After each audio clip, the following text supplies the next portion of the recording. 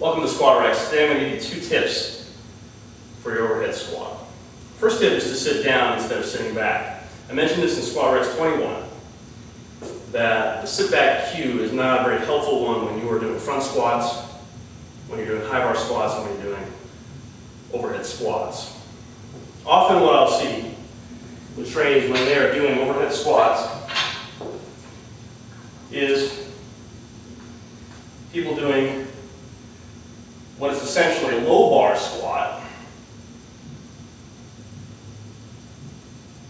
with an overhead bar position. Now, this puts a lot of stress, obviously, on the shoulders because you're basically going to have to do a dislocate while doing your overhead squat. What you want to do is you want to sit down. And what you can do is some front squats. You can do some front squats. You can do some high bar squats.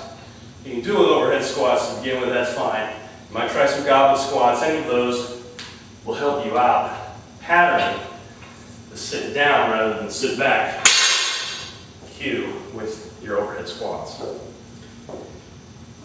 Second thing I see often with people doing the overhead squat is they're winging the scapula as they do this. And these 2 problems, the sitting back is often compounded with this wing of the scapula, probably stretching the crap out of their anterior delts. When you do an overhead squat, what you want to do is you want to imagine thumbs up. You want to imagine externally rotating the arm as you do your overhead squat. Think Fonzie. Okay? Thumbs up, not thumbs down. Thumbs up when you do overhead squats.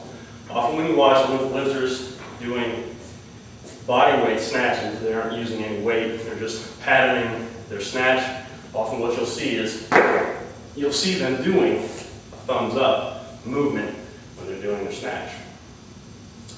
Powerlifters often do this for bench, helps them engage the lats.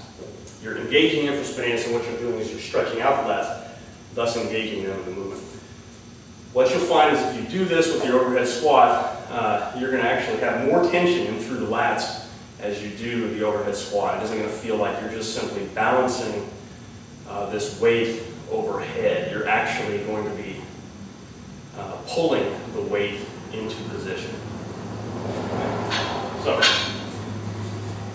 from this position here, when I'm doing my overhead squats, I want to imagine I'm straightening out my arms and I'm inwardly rotating them as much as I can.